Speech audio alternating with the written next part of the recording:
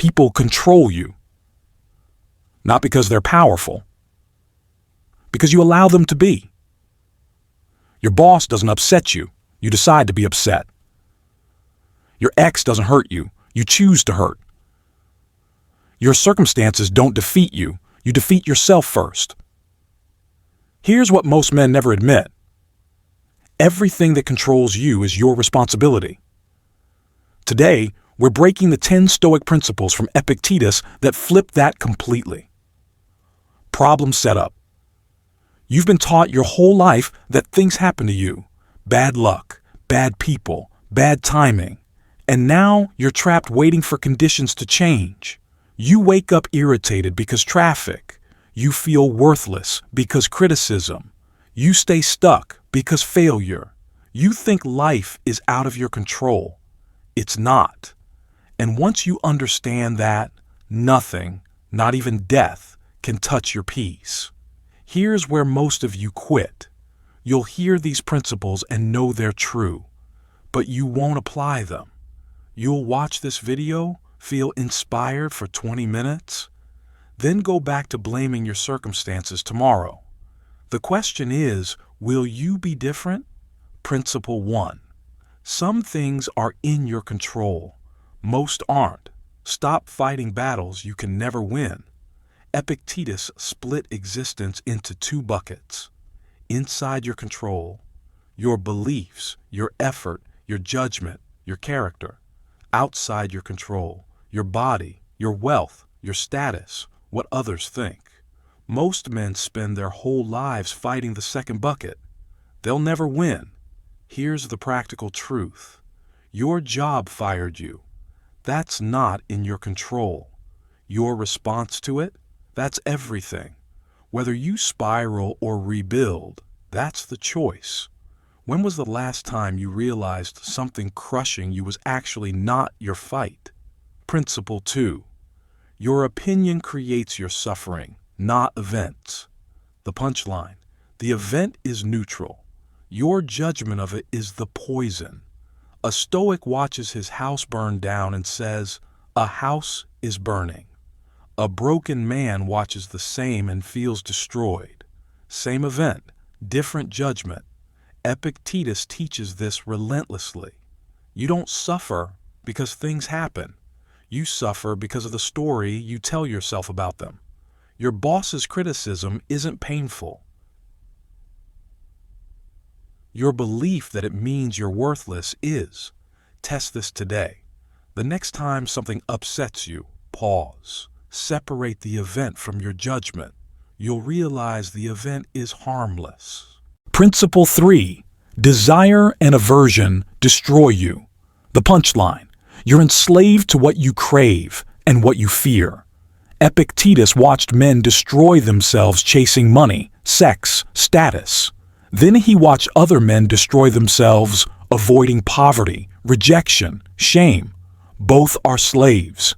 The moment you desperately want something outside your control, you've given up your freedom. You'll lie, compromise, humiliate yourself. Same with fear. You'll do anything to avoid pain. The Stoic solution? Desire virtue. Virtue is inside your control. Everything else is a bonus, not a requirement. Most men never realize they're still enslaved to outcomes they think they've abandoned. Are you? Principle 4. You are not your body or reputation. The punchline. Your body will fail. Your reputation will be attacked. Neither defines you. This one cuts deep. Epictetus spent years disabled and scarred. He realized, my body isn't me. My pain isn't my failure. My limitations aren't my excuse. You've been taught your worth lies in your looks, your job title, your followers, what people whisper about you. That's a lie that enslaves you. The moment someone insults you and it registers, you've accepted their right to define you. Your essence, your judgment, your character, your will lives nowhere they can touch. When someone attacks your reputation, they're punching air. Will you keep pretending it's real? Principle 5. External chaos is a test, not a punishment. The punchline: difficulty isn't happening to you. It's happening for you. Epictetus wasn't broken by slavery and torture. He was forged by it. He taught that obstacles are exactly where virtue is built. A smooth life produces no strength. Here's what separates men. Some see pain and think, "Why me?" Stoics see pain and think, "What is this teaching me?" Your rejection, your failure, your loss. These aren't universe punishing you. They're the gymnasium where your character gets stronger. The choice is yours. Victim or warrior.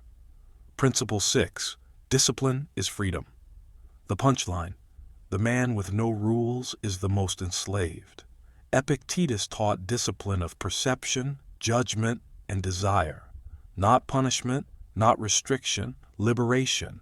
You think freedom is doing whatever you want. Wrong. The man who eats junk has enslaved himself to hunger and sickness. The man who can't say no has enslaved himself to everyone's demands. The man who reacts to every insult has enslaved himself to other people's mouths. Real freedom lives in choosing your responses. Discipline isn't the chains, it's the key. Principle 7. Fear of death is the root of all suffering. The punchline: once you accept death, nothing else scares you anymore. Most of your fears trace back here. Fear of looking foolish, fear of dying of embarrassment, fear of losing your job, fear of dying poor, fear of rejection, fear of dying alone. Epictetus accepted death the way you accept winter. It comes. It's natural. Fighting it is madness. But denying it, living like you're immortal, is how you stay small your whole life. The Stoic accepts death and therefore accepts risk. And a man who accepts risk can do anything. What would you do if you truly believed death was okay? Principle 8. Your only duty is to your character. The punchline: you own nothing but your choices. Guard them. Epictetus was a slave, but he lived freer than his owners, because he never confused who controls his body with who controls his will. His master could command his body, not his judgment. This is radical. You can't control your outcome. You can't control whether people like you, but you can control whether you compromise your character to please them. Every compromise weakens you. Every compromise teaches your mind that integrity is negotiable. Principle 9. Blame is the doorway to powerlessness. The punchline: the moment you blame, you stop fighting. Blaming your past, powerful in the moment. It releases shame instantly, but it locks you out of change. Epictetus watched men destroyed not by hardship, but by the refusal to own it. They told stories, made excuses, stayed small. The Stoic says, "This happened? What now? Your childhood, your circumstances, your bad luck." Real or not, blaming them is the thing that kills you.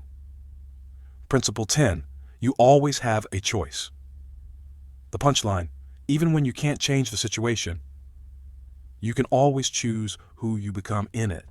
Epictetus was tortured and told to give up stoicism. They asked him to stop teaching, stop thinking, stop being who he was.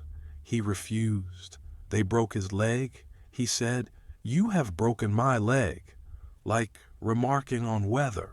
The torture didn't break him. The decision to break would have. You think you're trapped in a job, trapped in a relationship, trapped in poverty. But you're not trapped in who you become within that situation. You can choose dignity. That choice is always yours. Here's what happens next for most men. You'll feel something shift. You'll think about this video tomorrow. And then you'll slide back. Because knowing these principles is worthless. Epictetus didn't teach philosophy for your bookshelf. He taught it as a blueprint for living. So here's your task. Pick one principle. Not all 10. One.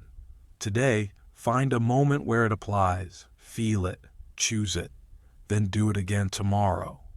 That's how you stop being controlled, not through motivation or willpower, through practice.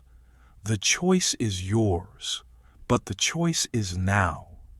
Will you be the man who watches and forgets, or the man who watches and changes?